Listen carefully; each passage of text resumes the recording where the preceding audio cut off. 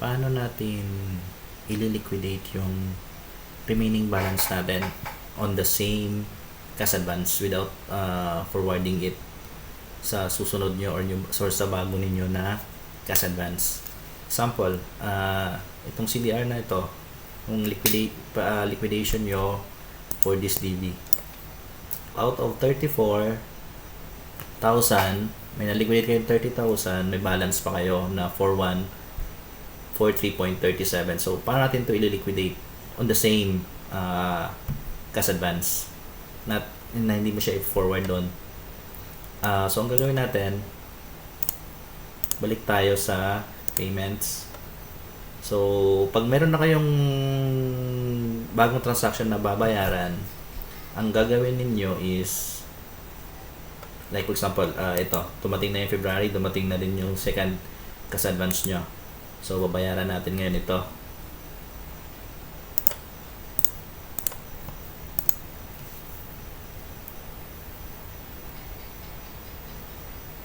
Training expense. Okay, training expense. So, ang gagawin natin is 4143.37. So, imbis na February, ang pagkukuha natin ito is yung MOE January. So, kita niyo zero balance na siya. So, yung remaining same din na account 50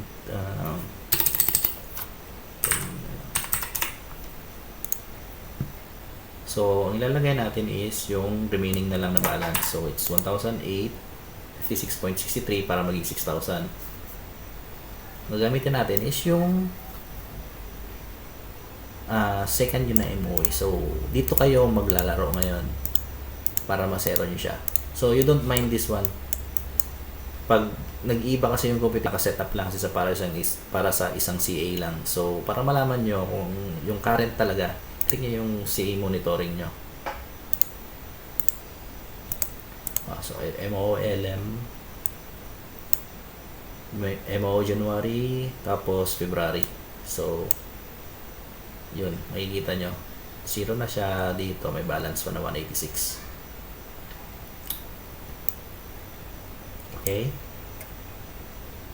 And then, cash in bank. Tapos, pag print nyo ng DB, magiging isa lang naman din yan siya. I-combine niya siya. Kumbaga, yung laro lang natin is sa CDR lang talaga. Okay. Pati yung sa 2307 if mayroon. So, wala siyang 227 pala. So, nagets nyo? Ganon lang siya dali. So, pagdating na sa CBR, January,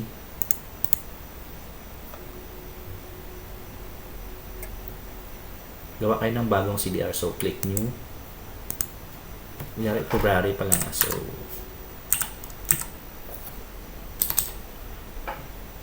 kailan nyo siya ililiquidate?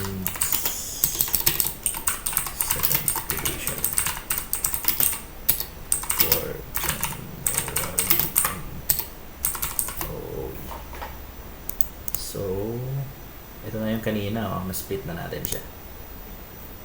Tingnan nyo So, magkakaroon kayo ng bagong CDR para lang dito. So, makikita nyo dito, zero balance na kayo.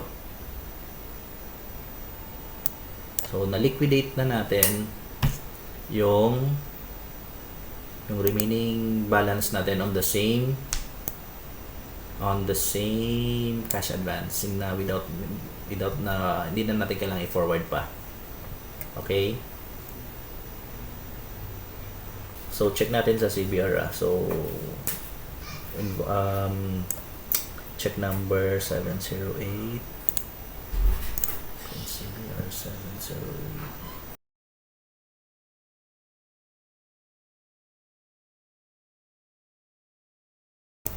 Pero reminder lang, pag mag-i-split kayo sa DV, dapat same account. Kumbaga, ay same na fund source. Like, kung elementary siya, MOE elementary pa din. Hindi na, ang i-combine nyo is yung MOE LM at saka MOE na secondary or junior high. So, pareho dapat pa rin na source, na fund source. Yung pag-i-splitan nyo, yung pagkukunan nyo ng split. Okay? Like, gaya ito, pareho silang MOE na elementary. Now, so sa RCI pala, nakalimutan ko. Sa makikita nyo dito, 00 land bank. Tapos,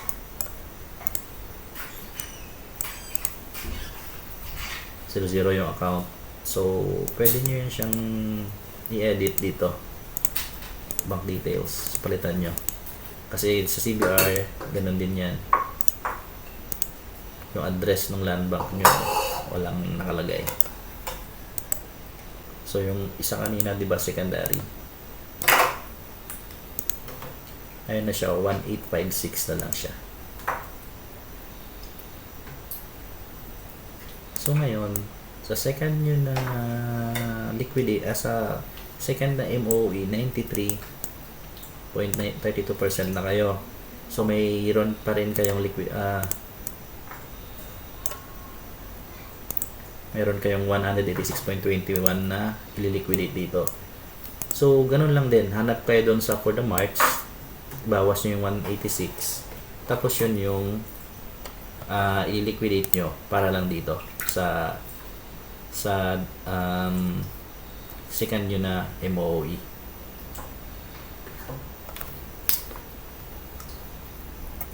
So, sa attachment naman pala, based sa amin yung process lang namin. So, ang i-attach nyo lang is the same. Kumbaga, photocopy na lang nung isa. Kumbaga, for example, sa January is original, yung sa February yun na attachment, doon sa CA ng February, ang i-attach nyo na lang is photocopy or vice versa. Yung sa February na MOE original, yung sa January is photocopy. Ang process kasi talaga namin is liquidate ka on the same cash advance. So, wala kaming forwarding of balances. Kasi nga, magkakaproblema tayo sa MOE na web-based. Pag nag-upload na kayo, magkakalituhan kayo pag nag-encode na kayo doon. Kasi nga, ang liquidation doon is per DD. Walang forwarding of balances. So, para dito pa lang, maayos nyo na kasi kung gagamitin nyo na yung web-based sa susunod, ang gagamitin nyo is yung summary. Pwedeng ito na lang kasi ang i-encode nyo doon sa MOE na web-based. Mas madali ito kaysa per transaction kayo mag-i-encode doon.